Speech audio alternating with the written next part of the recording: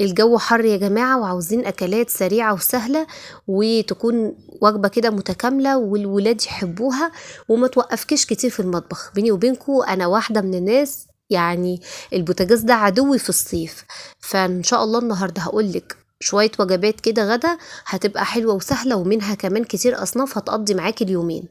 السلام عليكم ورحمة الله وبركاته. أرحب بكم الأول، يا رب تكونوا جميعا بخير أموراتي الحلوين. ما تنسيش طبعا لايك وتسبحي تسبيح اللي احنا دايما متعودين عليه في كل فيديوهاتنا، سبحان الله وبحمده سبحان الله العظيم. طبعا شفتوا اول مقطع كان اول وجبة اللي هو الرنجة والتونة، ودي طبعا وجبة يعني كلنا كستات بيوت بنحبها لانها حرفيا مش بتوقفنا خالص في المطبخ. يا دوبك بس بنقطع جنبها شوية سلطة او شوية خضروات وليمون وبصل وحاجات حلوة من الكلام ده، وخلاص بنقدم الرنجة بتاعتنا ومعاها التونة. او بقى يا سلام لو جبتي فسيخ بقى، لو انت من محبين الفسيخ فبيبقى بصراحة أكلة حلوة وسهلة وحرشة كده، وأكلة عيش وجميلة وما فيهاش خالص وقفة البوتاجاز. ندخل على بعد كده الحواوشي، والحواوشي ده أنا قلت لكم إزاي بنعمله ونسويه على عين البوتاجاز من فوق. هسيب لكم ان شاء الله في شاشات للنهايه الفيديو بتاعه بالتفصيل، كل تريكات الحواوشي بتريكات الخلطه والتسويه هسيبها لكم. الوجبه الثالثه او الفكره الثالثه البصاره، والبصاره من الحاجات السهله جدا، لو اول مره تعمليها اوعدك هتطلع معاكي ناجحه 100%. سهله جدا، هي مكوناتها اصلا 4 مكونات اساسيه بس، هي دي البصاره. فول مدشوش، هتجيبي ربع كيلو فول مدشوش وهتجيبي معاه خضرة مشكلة اللي هي خضرة المحشي دي، اللي هي بتبقى عبارة عن شبت وكزبرة وبقدونس، وتجيبي حبة منها كده قد حزمتين وتقطعيهم. تسلقي بقى الخضرة مع الفول المدشوش مع البصل مع التوم. جيبي بصلة برضو كده قطعيها 4 أجزاء و3 4 فصوص توم، والكلام ده كله يتسلق كويس قوي في شوية مية حلوين في الحلة بتاعتك على النار. تمام، الأربع مكونات دول أول ما الفول خلاص استوى معاكي كده واتهرى تمام قوي بتطفي عليه، بيهدى الخليط ده، بتبدأي تضربيه في الخلاط وتعملي له زي ما شفتوا كده بصلة تقلية بصلة كده. دي طبعا بيبقى فيه جزء منها بنخليه بنضيف عليه البصارة زي ما شفتوا في المقطع، وجزء تاني بكون مصفياه كده من الزيت وبحطه كده كتزيين على وش أطباق البصارة. سهلة جدا وسريعة وجميلة ومغذية. تقدمي معاها بقى بطاطس محمرة، بيض، عايزة تقدمي معاها خضار، سلطة، طماطم مخللة، بتنجان مخلل، بصراحة بتبقى قمر وجميلة وسهلة جدا. طيب كمان يا سلام بقى لو اتبقى معاكي علبة كده من الغدا ده وتاني يوم كده تاكليها وهي ساقعة كده على الفطار بتبقى حلوة قوي.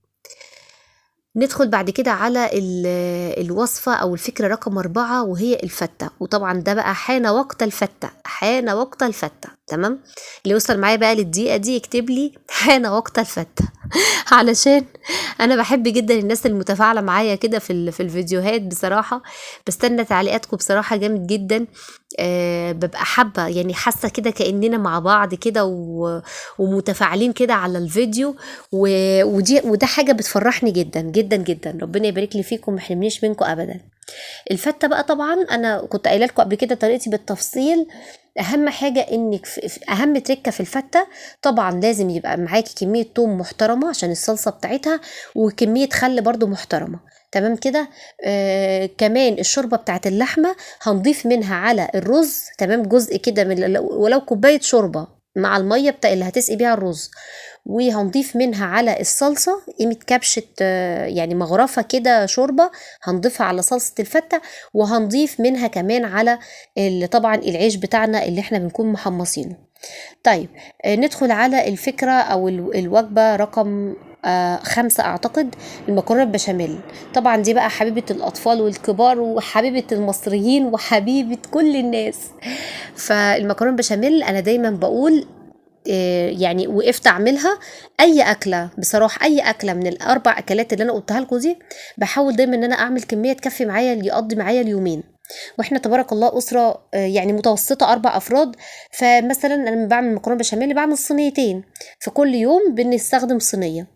بتبقى وجبة ما شاء الله مشبعة، وفي نفس الوقت خلاص بقى بنسى ان انا تاني يوم اقف في المطبخ. تاني يوم بقى زي ما قلت لكم قبل كده ممكن تستغليه بقى انتي في حاجة ليكي، في حاجة للبيت، في حاجة للولاد، أي حاجة أنت بتكوني مأجلاها بسبب تنظيف عميق، ترويق في الشقة، خياطة، تنظيم دواليب، أي حاجة من الحاجات دي بتكوني مأجلاها بسبب مثلا وقفة المطبخ والمواعين وتحضير الغدا والكلام ده كله.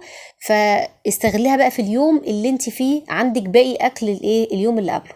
فهمتوا قصدي ايه؟ الفكرة دي بجد هتريحك جدا. عندنا كمان فكرة البيتزا. طبعا البيتزا كلنا بنحبها صغيرين وكبار، وكمان يعني هتلملك بواقي الفريزر والتلاجة، قطعة بانيه كده اتبقت، شوية جبن أي نوع، حتة سجق. طبعا هنا دي بقى وجبة أرداحي كده وحلوة قوي، والولاد بيحبوها. انت تعملي لهم كده بيض اومليت، لو عندك شوية جبنة موتزاريلا كده على الوش كده تسيح مع البيض، تعمل كده شغل البيتزات الرائع ده من غير عجينة ومن غير اي حاجة. موضوع سهل جدا. بيض اومليت كده، وعلى وشه كده حطي وانت بتطفي كده على النار رشة جبنة موتزاريلا او جبنة رومي، وتقدمي معاه بطاطس محمرة، شوية فول كده مهروسين، بيبقى حلوين قوي. طيب هنا بقى بعد كده الشاورما برضو من الاكلات السريعه وحلوه قوي للصيف، ومفيده كقيمه غذائيه حلوه جدا. تقدري تشكلي في الخضار اللي متضاف للفراخ بتاعتك بطريقه جميله جدا. تضيفي بصل، تضيفي جزر، تضيفي فلفل، تضيفي طماطم، عايزه تضيفي بطاطس ممكن. يعني انا جربتها بحاجات كتيره جدا. ضيفي كده القطع الخضار، قطع كده يعني مش كبيرة، بحيث ان هي تتشوح كده مع الفراخ مع التوابل مع المرقة، تبقى جميلة جدا. كنت عاوزة بقى اقول لكم ان شاء الله انتظروا الفيديوهات الجاية، ان شاء الله هتكون تقسيمة ميزانية العيد ان شاء الله، عشان الطلب مني اعملي ميزانية. في واحدة من حبايبي طلبت 3000 ونص ميزانية للعيد، تمام، اكل وشرب ل3 افراد كبار، وعندها تموين لفردين. فان شاء الله نظبط لها كده الميزانية، واي حد ممكن يستفيد من الافكار، مش شرط يبقى نفس المبلغ، ممكن تستفيدي بالافكار اللي احنا هنقولها في الفيديو للميزانية بتاعتك مهما كانت مثلا مبلغها زيادة أو مختلفة عنها. فإن شاء الله أكيد هتبقى برضو مفيدة ليكي الأفكار عامة. أستغفر الله العظيم وأتوب إليه. أستغفر الله الذي لا إله إلا هو الحي القيوم وأتوب إليه. استغفروا ربنا كتير يا جماعة، لأن الاستغفار إحنا في أمس الحاجة ليه. إحنا في أمس الحاجة للاستغفار، عشان ربنا يرحمنا كده برحمته، ويبعد عنا يا رب دايما الابتلاءات، ويكفينا شر فواجع الأقدار. اللهم آمين يا رب العالمين. طبعا عملت معاكم افكار للفطار وللعشاء، فهسيب لكم ان شاء الله في شاشات النهايه اللي حابب يشوف افكار سريعه وسهله للفطار والعشاء. يا رب يكون الفيديو عجبكم، والسلام عليكم ورحمه الله.